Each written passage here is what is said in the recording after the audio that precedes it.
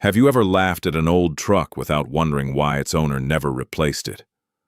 What if a single piece of paper, hidden beneath its worn-out seat, carried a promise worth more than every luxury car parked nearby? And what would you do if you discovered that the person you dismissed wasn't protecting a fortune, but a legacy no amount of money could buy? Today's story begins with a billionaire who believed everything had a price, until she met a quiet janitor whose faded pickup held a secret that changed the way an entire town looked at wealth, loyalty, and honor forever. Before we begin, let me know where you're watching from and what time it is in your part of the world.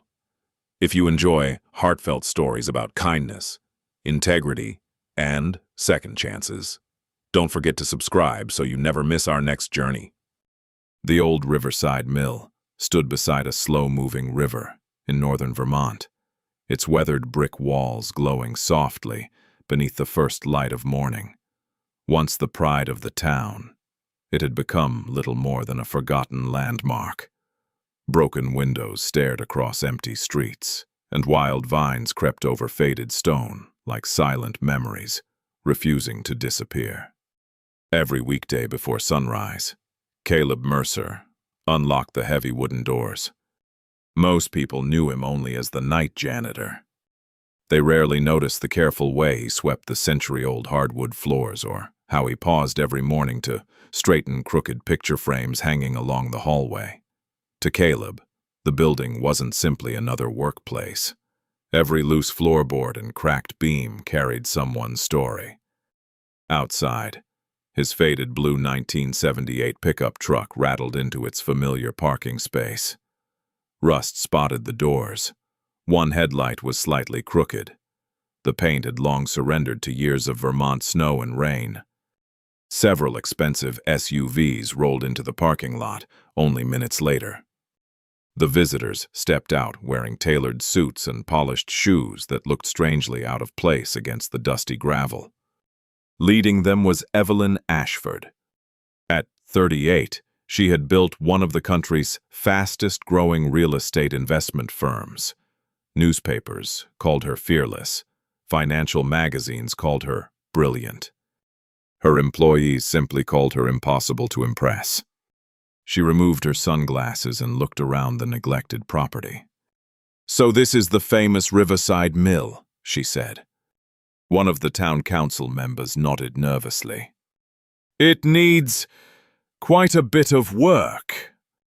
Her eyes drifted toward Caleb's pickup. She stopped walking. Does that thing still run?" A few people laughed politely. Caleb had just stepped out of the truck, carrying a worn leather tool roll over one shoulder.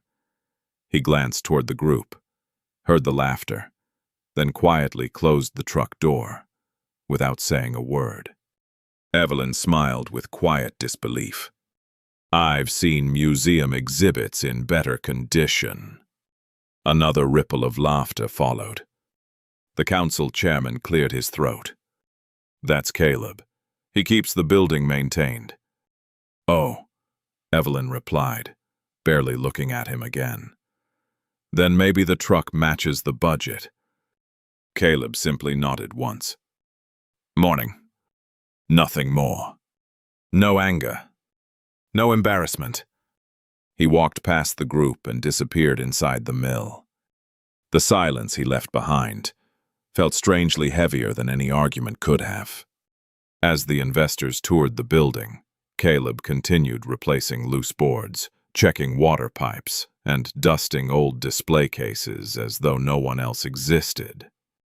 From an upstairs window, he watched workers measuring walls while surveyors stretched bright orange lines across the property. Everyone seemed busy calculating what the land was worth. No one appeared interested in what it had meant. Near lunchtime, Caleb returned to his pickup. He unlocked the driver's door, reached beneath the worn bench seat, and carefully pulled out a weatherproof envelope that had clearly been opened countless times over the years. For several quiet seconds, he simply held it. Then, after taking a slow breath, He slipped the envelope beneath his arm and walked back toward the old mill. No one noticed, except Evelyn. She watched him from across the parking lot, her curiosity replacing amusement for the very first time. Long before the rest of the town came alive, Caleb was already finishing his second job of the morning. After cleaning the mill, he drove across Main Street to Harper's Diner, where the owner always left a cup of black coffee waiting on the corner of the counter. "You look like you slept 3 hours," Martha Harper said as she poured a refill. "Closer to 4, Caleb answered with a faint smile. "You can't keep doing this forever." "I know. But you will anyway." He shrugged. "Probably." Neither of them needed to explain why. The conversation ended there, just as it usually did. When Caleb left, he crossed the street to the small public library. Every Thursday morning he volunteered to repair damaged wooden bookshelves, window frames, and antique furniture that the town could never afford to replace. "Morning, Caleb," called Eleanor Pierce, the 80-year-old librarian. "I found another box." Caleb laughed quietly. Without making a scene, he quietly turned away, collected Liam, and slipped out the front doors into the cold evening. Neither of them noticed Evelyn glance toward the entrance only seconds later, wondering why the one person she had secretly hoped to speak with had disappeared. The drive home was unusually quiet. Then they'll still be here tomorrow if I don't finish today." Eleanor folded her arms. "You're the only person I know who treats broken wood like it's still alive." Caleb ran his fingers gently across the splintered edge of one frame. "Sometimes it is." By early afternoon, he returned to Riverside Mill. The building echoed with unfamiliar voices. Surveyors walked through every hallway carrying measuring equipment while engineers photographed support beams and cracked foundations. Outside, bright orange stakes marked future construction zones. A local newspaper reporter interviewed Evelyn Ashford near the entrance. "That this redevelopment could transform the entire county," Evelyn said confidently. "We're bringing jobs, investment, and new life." The statement drew applause from several town officials. Caleb quietly unlocked a side door and slipped inside without interrupting. He spent the next 2 hours repairing an old staircase that no visitor had even noticed. As he worked, Noah Bennett climbed the stairs carrying a toolbox.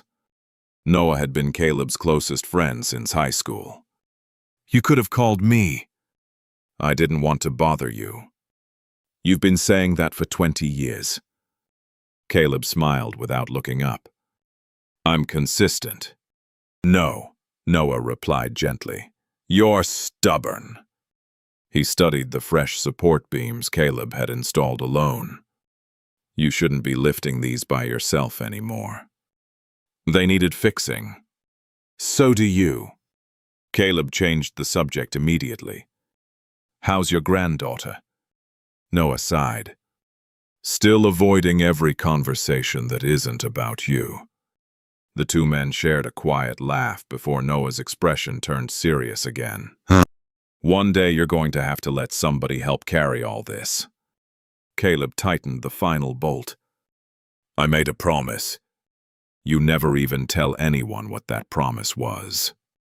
Before Caleb could answer, footsteps echoed through the hallway. A sharply dressed attorney entered, carrying a slim leather briefcase. He looked directly at Caleb. "Mr. Mercer?"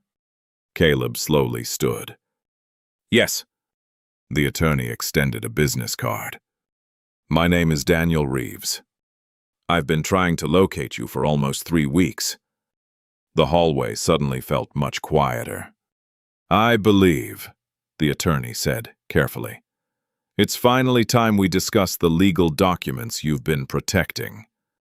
Daniel Reeves waited until the last of the surveyors had left the hallway before speaking again. "I apologize for the delay. Mr. Mercer," he said. Some legal matters take longer than anyone expects. Caleb studied the attorney for a moment before nodding toward an old office overlooking the river. Let's talk in there. The room was small, filled with faded photographs of mill workers from another generation. Dust floated through the afternoon sunlight as Daniel carefully placed his leather briefcase on the desk. I've reviewed every document connected to Riverside Mill, Daniel began. Some of them date back nearly 30 years. Caleb remained silent. The paperwork you're holding, Daniel continued, is becoming increasingly important. I know. Daniel looked surprised. You've never opened it with anyone? No. And you've never questioned it? Caleb's eyes drifted toward the river outside. I gave someone my word. Daniel slowly closed the file in front of him. Very few people still treat a promise as a legal obligation. For me, Caleb answered quietly. It never needed lawyers. A knock interrupted the conversation. Without waiting for permission, Evelyn Ashford stepped into the office. I've been looking for both of you. Daniel stood politely. Ms. Ashford. I'll only take a minute. She glanced between the two men before placing a thick folder onto the desk. Our engineers completed the preliminary assessment. Caleb looked at the folder, but made no move to open it. The building needs millions in repairs, Evelyn continued. The town can't afford it. I know. My company can... She slid another document across the desk. I'm prepared to purchase the entire property immediately. Daniel quietly stepped back, allowing the conversation to unfold. The offer includes full restoration, a museum honoring the town's history, new jobs, and enough funding to support local businesses for years. Caleb listened without interrupting. It would help everyone, Evelyn added. It probably would. She waited. So, Caleb folded his hands together. I'm not selling... Evelyn blinked. I don't think you heard the number. I heard it. You haven't even looked... I don't need to. A brief silence settled over the room. For someone who cleans this building, Evelyn said carefully, you seem unusually comfortable, rejecting a fortune. Caleb met her eyes for the first time. This place was never mine to profit from. Her expression hardened.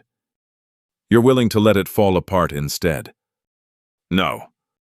Then what exactly are you protecting?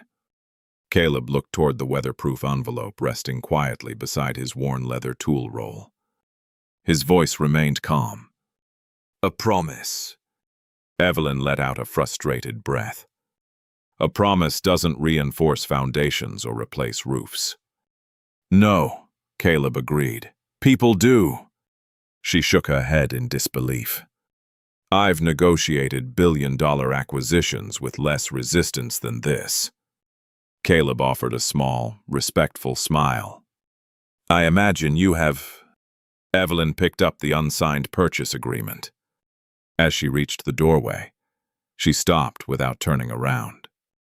Mr. Mercer. He looked up. If that envelope contains the reason you're refusing this offer.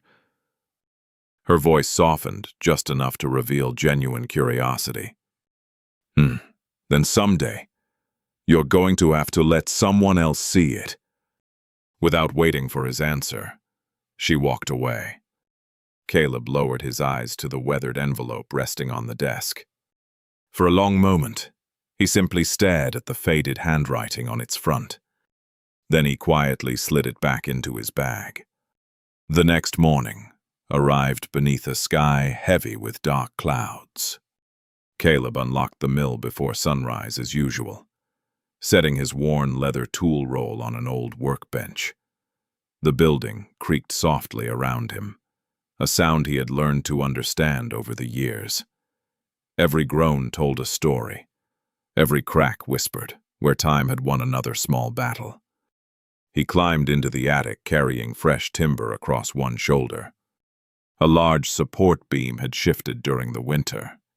It needed replacing. By himself, halfway up the narrow staircase, Noah Bennett appeared carrying another bundle of lumber. "I had a feeling I'd find you here," Noah said. "I told you yesterday I can handle it. You've been saying that since we were 20. And I've usually been right." Noah set the timber on the floor with more force than necessary. "Usually isn't always." Caleb ignored the remark. Together, they examined the damaged beam stretching across the ceiling. "It'll take at least 3 people," Noah said. "We only have 2. "Exactly." "I'll manage." Noah folded his arms. "You know what your real problem is." Caleb kept measuring the timber. "You think asking for help is the same as failing?" Caleb didn't answer. "You've convinced yourself that carrying every burden alone somehow honors that promise." Still no answer. "But all it's doing is wearing you down." Caleb finally looked at him. "If I ask everyone else to carry it, then it stops being my responsibility." "No," Noah replied quietly. "It becomes our responsibility." The words lingered between them. Neither man spoke again. By late afternoon, Noah left to pick up supplies from town. Caleb stayed behind. Rain began tapping against the old roof. He climbed onto temporary scaffolding to secure the damaged beam before the storm worsened. The ancient wood groaned. One bolt slipped. Caleb reached farther than he should have. Suddenly, crack! The old support shifted violently. The scaffolding lurched beneath him. He barely caught himself before falling nearly 15 feet onto the stone floor below. His shoulder slammed into a wooden post. Pain shot down his arm. The beam crashed onto the platform, sending clouds of dust throughout the attic. Caleb sat motionless for several seconds, breathing hard. If he had fallen another few inches. He slowly lowered himself to the floor. Outside, thunder rolled across the valley. Minutes later, Noah rushed back through the entrance, soaked from the rain. To Caleb, he found him sitting against the wall, holding his shoulder. "I heard the collapse from outside." "I'm all right." "No, you're lucky." Noah looked up at the shattered beam. "This didn't happen because the building is old." Caleb remained silent. "It happened because you refused help." For the first time, Caleb couldn't argue. He simply stared at the broken timber lying across the floor. The storm continued through the night. By sunrise, emergency inspectors surrounded Riverside Mill. Large sections of the eastern foundation had shifted beneath the relentless rain. Bright yellow warning tape stretched across the entrance. One inspector slowly removed his hard hat before speaking to the town council. "I'm afraid the structural damage is much worse than we believed. If stabilization doesn't begin immediately." He paused, looking toward the cracked brick walls. "This entire building could become unsafe within days." From across the street, Evelyn Ashford watched the scene unfold in complete silence. The yellow warning tape remained stretched across the entrance of Riverside Mill for the next 2 days. Every passing car slowed to look. Some shook their heads. Others quietly wondered whether the old building had finally reached the end of its story. Inside her temporary office, overlooking the town square, Evelyn Ashford stared at the engineering report spread across her desk. Every page reached the same conclusion. Repair costs had nearly doubled. Her assistant, Rachel, stepped inside, carrying another folder. The council wants your final answer by tomorrow. They'll get it. Rachel hesitated. There's something else.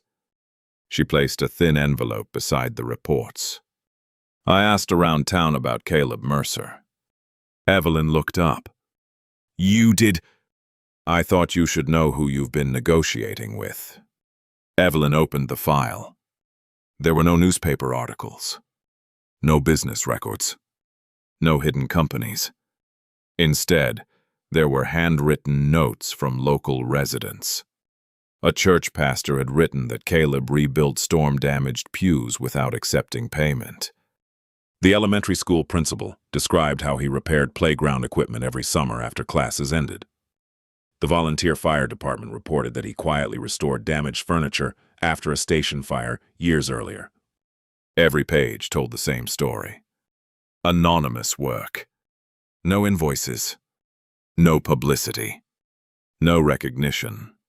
Rachel broke the silence. He never asked anyone to keep those things secret. He just never mentioned them. Evelyn slowly turned another page. Near the bottom was a faded photograph. A younger Caleb stood beside a restored veterans memorial, smiling only because an elderly widow had insisted on taking the picture. There wasn't another person standing beside him. He always worked alone, Rachel said softly. So it seems. Later that afternoon, Evelyn walked into the county historical archives. Dust floated through narrow beams of sunlight as shelves packed with old maps and handwritten records filled the room. An elderly archivist greeted her warmly. You must be the investor. I suppose that's how everyone knows me. The archivist smiled. You're looking for Riverside Mill. I am. Without another word, the woman disappeared into a back room before returning with several aging boxes. You'll find almost everything in here. For nearly 2 hours, Evelyn read faded newspaper clippings, maintenance records, and restoration permits. Again and again, one name quietly appeared. Caleb Mercer. Never as the owner. Never as the director. Only as the volunteer who showed up whenever something precious was close to disappearing. She leaned back in her chair. The picture she had formed of him no longer made sense. If he cared so deeply about preserving history, why refuse the funding that could save it? The question followed her all the way back to her office. That evening, she stood alone outside the fenced-off mill. Through a broken window, she could see Caleb sweeping away fallen plaster, despite the building being officially closed. For a long moment, she considered walking inside. Instead, she remained where she was. If revealing everything she had learned convinced him to accept help, perhaps the mill could still survive. But would exposing a lifetime of quiet generosity betray the very humility that defined him? What would you have done in her place? As Evelyn turned to leave, a light caught her attention inside the old records room. Curious, she stepped closer.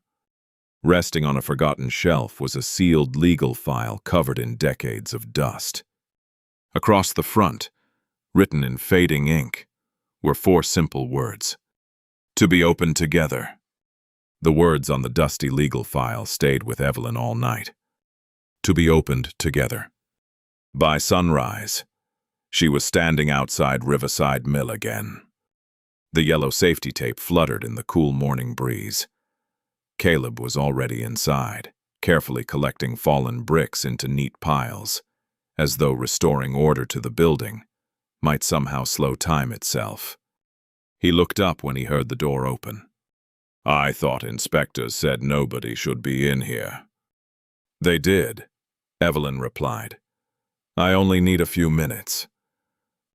Caleb leaned his broom against the wall. What changed? Instead of answering, she held up the dusty legal file. I found this in the archives. For the first time since they had met, genuine surprise crossed Caleb's face. I've never seen that before. It says it should be opened together. Neither of them spoke for several seconds. Finally, Caleb reached into his weathered canvas bag and removed the familiar weatherproof envelope. The edges were worn smooth from years of careful handling. "I suppose," he said quietly. "It's time." Daniel Reeves arrived only minutes later after receiving Evelyn's call. He carefully examined both envelopes before placing them side by side on an old wooden table inside the mill office. "The handwriting matches," he said softly. "The instructions were intentional." With slow, respectful movements, Caleb untied the faded string around his envelope. Inside rested the original property deed. Folded carefully beneath it was a single handwritten letter. The paper had yellowed with age. Caleb unfolded it with trembling hands. His eyes moved slowly across the familiar words. After a long silence, he finally spoke. It was written by Margaret Lawson. Evelyn remained quiet. Her husband, Samuel, was the master carpenter who restored this mill after the flood nearly 30 years ago. Caleb smiled faintly through moist eyes. "I was just a young apprentice." He paused. "Well, when one of the upper platforms collapsed, Samuel pushed me out of the way." The room fell completely silent. "He saved my life." Caleb lowered his eyes to the letter. "But he didn't survive his own injuries." Evelyn's expression softened. "Before Margaret passed away," Caleb continued, "she asked me for one promise." He gently turned the letter toward them. Written in careful cursive were the final lines. "Don't let anyone remember Samuel, only through a stone in the cemetery. Let this mill continue telling his story." Caleb swallowed hard. "I promised her I wouldn't let it disappear." Daniel quietly removed the second document from the dusty legal file. It wasn't another deed. It was a notarized statement, confirming that Margaret had entrusted Caleb, not with ownership, but with permanent guardianship over her late husband's restoration legacy, until a community willing to protect it together could be found. Evelyn looked back at the deed. "So, your name isn't here because you own this place." Caleb slowly shook his head. "My name is there because someone believed I'd keep my word." No one spoke again. Outside, the morning sun broke through the clouds for the first time in days. Evelyn carefully folded the letter and placed it back into Caleb's hands. Without offering another argument, without mentioning money, without trying to negotiate, she quietly walked out of the mill. Caleb watched her disappear across the empty parking lot, unable to tell whether she was walking away forever, or returning with an entirely different purpose. For 2 days, Caleb heard nothing from Evelyn. No phone calls. No new offers. No lawyers. He assumed she had accepted his decision and moved on. That Saturday morning, he unlocked the mill expecting another lonely day of clearing debris before the inspectors returned. Instead, he stopped in the doorway. Nearly 30 people were standing quietly in the courtyard. Some were neighbors. Others were retired mill workers. The librarian, Eleanor Pierce, held a box of old photographs. Martha Harper carried a tray of fresh coffee. Members of the volunteer fire department unloaded lumber from a trailer. Even high school students wearing work gloves waited beside piles of donated supplies. Caleb looked from one face to another, completely speechless. What's all this?" Noah stepped forward with a smile. "Oh, you finally ran out of excuses." Caleb frowned. "I didn't ask anyone to come." "We know." "Then why are you here?" An elderly man answered before Noah could. Because this place belongs to our memories, too. Before Caleb could respond, another truck rolled into the parking lot. It wasn't a luxury SUV. It was a flatbed loaded with reclaimed timber, antique bricks, and handcrafted windows salvaged from another historic building. Evelyn climbed down from the driver's seat wearing blue jeans, work boots, and a plain flannel shirt. There wasn't a single security guard behind her. She walked toward Caleb, stopping several feet away. "I didn't buy the mill," she said. "I know. I bought materials that another demolition project was throwing away." Caleb looked at the truck. They matched the original construction, almost perfectly. "I had an architect verify every piece." He nodded slowly. "You did your homework." "I had good teachers." Her eyes briefly met his before drifting toward the volunteers gathering around the building. "I also discovered something." Caleb waited. "You've spent years trying to keep a promise by yourself." She paused. "But Margaret's letter never said you had to carry it alone." Those words struck him harder than he expected. He lowered his eyes. For the first time in years, he wondered whether he had misunderstood the promise from the very beginning.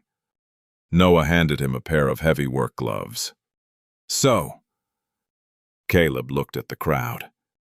"They're all here because they chose to be."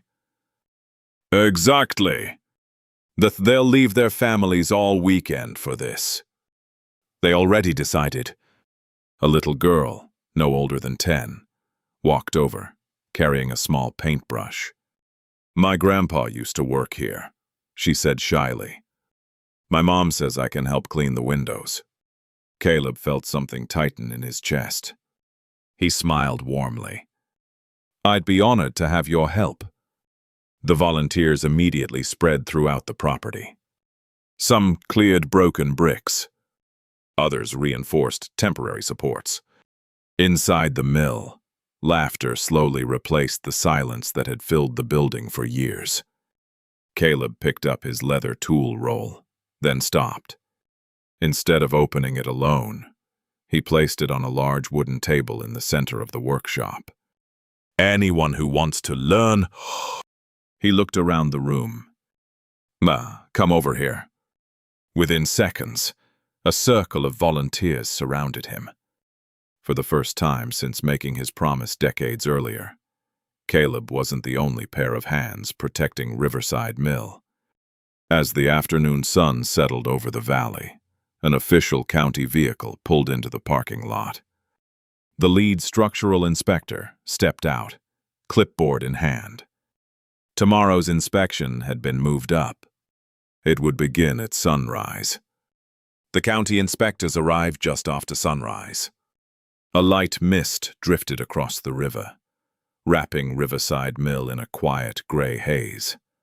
Volunteers had already been working for nearly 2 hours. Fresh lumber replaced damaged supports. Broken windows had been carefully boarded, and every corner of the building echoed with steady hammers instead of silence. Caleb stood near the entrance, wiping sawdust from his hands. Beside him, Noah whispered, "No matter what happens today, this place doesn't look abandoned anymore." Caleb nodded.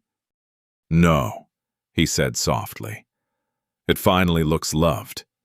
Lead Inspector Martin Hayes stepped out of the county vehicle carrying a thick clipboard. "I appreciate everyone's effort," he announced, "but sentiment doesn't determine whether a building is safe." Nobody argued. The inspection began. Engineers examined every repaired beam. Surveyors measured the foundation again. One by one, they checked the temporary reinforcements installed throughout the previous day. The volunteers waited outside in complete silence. Even the children stopped talking. Inside, Caleb guided Inspector Hayes through the oldest section of the mill. "This beam was replaced yesterday." "Only the damaged section," Caleb replied. "The original timber that could still be preserved remained untouched. Hayes ran his hand across the carefully fitted joint. Most contractors would have replaced the entire structure. It didn't need replacing. It required patience. The inspector looked at him for a long moment before making another note on his clipboard. As they continued, Evelyn, quietly, followed several steps behind. She noticed something she had never paid attention to before. Every repair Caleb had made respected the work of the craftsman who came before him. Nothing looked new for the sake of looking new. Every board blended into the building's history. Near the central staircase, the inspector stopped again. He studied the handcrafted wooden support Caleb and the volunteers had installed overnight. Who designed this reinforcement? Caleb hesitated. We all did. Hayes raised an eyebrow. You. Caleb looked toward Noah, then toward the students sanding window frames. Martha, serving coffee. Eleanor carefully cleaning old photographs, and the firefighters securing another support beam. No, he answered honestly. The community. For the first time that morning, Inspector Hayes smiled. By late afternoon, every room had been examined. The volunteers gathered quietly in the courtyard, while the inspection team reviewed its findings. The silence felt endless. Finally, Hayes stepped forward. Riverside Mill has suffered significant structural damage. Several people lowered their heads. However, everyone looked up. The emergency stabilization completed over the last 48 hours has successfully prevented immediate structural failure. A wave of relieved laughter spread through the crowd. The building will remain open under conditional preservation status while permanent restoration continues. Applause broke out across the courtyard. Some volunteers embraced. Others simply wiped tears from their eyes. Caleb closed his eyes for a brief moment, letting out a breath he felt he'd been holding for years. As the celebration settled, Evelyn approached him. She held the weathered brass mill token that had once hung from his old truck key. I found this on the workshop floor, she said. Caleb accepted it carefully. Thank you. She looked toward the quiet river before speaking again. There's one more thing. He waited. I'd like to meet you tomorrow morning. She paused, her expression unusually thoughtful. And this time, I'd like to bring the deed. The next morning, Riverside Mill welcomed more visitors than it had in decades. There were no television cameras, no reporters, no ribbon-cutting ceremony. Just neighbors who had spent the weekend saving a place they refused to lose. Caleb arrived in his old pickup as he always did. The familiar engine rattled before settling into silence. He stepped out carrying his worn leather tool roll, the weatherproof envelope tucked safely beneath his arm. Near the entrance, Evelyn was already waiting. Beside her stood Daniel Reeves, holding a slim wooden case. I asked everyone here for one reason, Evelyn said quietly. Some stories deserve to be finished where they began. The volunteers gathered in a loose circle inside the restored workshop. Sunlight streamed through the newly repaired windows, illuminating dust particles that drifted through the air like tiny reminders of the years the mill had endured. Daniel opened the wooden case. Inside rested the original property deed. Carefully preserved. Untouched. He looked toward Caleb. For years, many people misunderstood this document. Daniel said, including me. He lifted the deed just enough for those nearby to see. Some believed this paper proved ownership. He gently shook his head. It never did. His eyes met Evelyn's. The name written here identifies the legal guardian entrusted with protecting the restoration legacy established by Samuel and Margaret Lawson. Evelyn stepped forward, holding the deed with both hands. "When I first met Caleb," she admitted, "I saw an old truck, worn clothes, and a man I assumed lacked ambition." A few people lowered their eyes. "I measured him the same way I've measured buildings, companies, and investments for most of my career." She smiled sadly. "I was looking for financial value." She turned toward Caleb. "But I never asked about human value." The room remained perfectly still. "Would you didn't protect this mill because you owned it?" She carefully returned the deed to Caleb. "You protected it because someone trusted your character more than anyone else's." Caleb accepted the document without speaking. His fingers rested gently on the faded signature of Margaret Lawson. No applause followed. The silence itself carried more respect than words ever could. After several moments, Noah walked forward holding the faded county survey map that Caleb had kept folded for years. "I think this belongs on the wall now." One by one, others quietly contributed their own pieces. Eleanor placed the restored photographs beside it. The volunteer firefighters mounted the brass mill token inside a small wooden display. The children carefully polished Caleb's handcrafted restoration tools before returning them to the leather roll. Every object that had once represented a burden now belonged to the entire community. Caleb looked around the room. For the first time, he realized the promise had changed. Not because the words in Margaret's letter were different, but because he finally understood them differently. Evelyn walked beside him toward the old pickup parked outside. "I owe you an apology." Caleb smiled gently. "You already gave me something better." She looked puzzled. "You listened." He glanced across the courtyard where neighbors laughed together while continuing the restoration work. "I spent years believing a promise had to be carried alone." He looked back at the people filling the mill with life once again. "I was wrong." Tomorrow, one final decision remained. Would Caleb continue serving only as the guardian of someone else's legacy? Or would he finally allow Riverside Mill to become a legacy shared by generations yet to come? A week later, Riverside Mill opened its doors once again. Not as a shopping center, not as a luxury hotel, and not as another investment project. Instead, its first floor became a community workshop where retired craftsmen taught woodworking, stone restoration, and traditional building techniques to anyone willing to learn. Upstairs, the old photographs, survey maps, and stories of the mill's workers filled a small museum dedicated to the people who had built the town, long before anyone remembered their names. On the morning of the opening, Caleb parked his old pickup in its familiar spot beside the river. It looked exactly the same. The faded blue paint was still chipped. The rust still lined the wheel wells. The engine still rattled before settling into its uneven rhythm.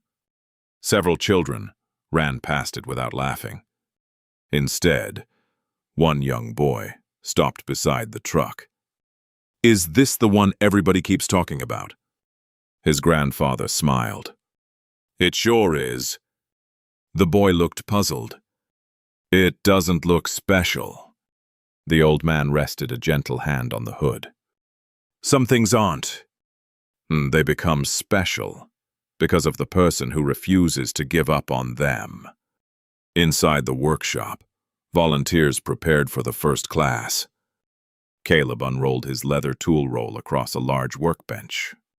This time, he didn't stand alone. 3 retired carpenters stood beside him. 2 high school students eagerly waited with notebooks in hand. The little girl, who had cleaned windows the previous weekend, proudly carried a small box of chisels. Caleb smiled. "Today we're not just fixing wood. We're learning how to leave something worth protecting." Across the room, Evelyn quietly watched from the doorway. She had fulfilled her promise exactly as she intended. Her company had donated materials and engineering expertise. Nothing more.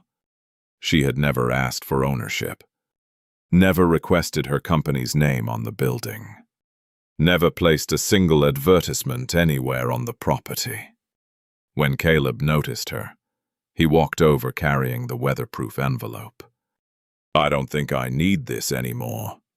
She looked at it but didn't reach out. You should keep it. I will. He smiled. But not because I'm carrying the promise alone. He opened the envelope one final time before carefully placing Margaret Lawson's letter inside a glass display case beside Samuel's original woodworking tools. Visitors stopped to read the handwritten words, not as legal instructions, but as a reminder that one person's kindness can continue long after they are gone. Before leaving, Noah approached Caleb holding the old brass mill token. Without saying a word, he clipped it back onto the worn truck key hanging from Caleb's hand. The small piece of metal caught the afternoon sunlight. Caleb laughed softly. I was wondering where that belonged. Noah grinned. It belonged with you. As the evening settled over the river, laughter echoed through the mill once more. The building had survived. More importantly, the promise had survived by becoming larger than the man who first accepted it. Caleb looked at the crowded workshop, then at his old truck waiting outside. For the first time in many years, he understood that the richest life was never measured by what your name appeared on. It was measured by how many hearts continued the work after your hands finally rested. Closing, reflection, and call to action. 100 to 150 words. If this story touched your heart, take a moment to think about the promises that have quietly shaped your own life. Have you ever protected something that other people failed to understand, or has someone else's quiet kindness changed the person you became years later? We'd truly love to hear your story in the comments because your experiences may inspire someone else who needs hope today. If you enjoyed this journey of integrity, compassion, and second chances, please like this video and subscribe to the channel for more heartfelt stories every week. Thank you for spending your time with us. And remember, the greatest legacy isn't what you own, it's the goodness you leave behind for others to carry forward.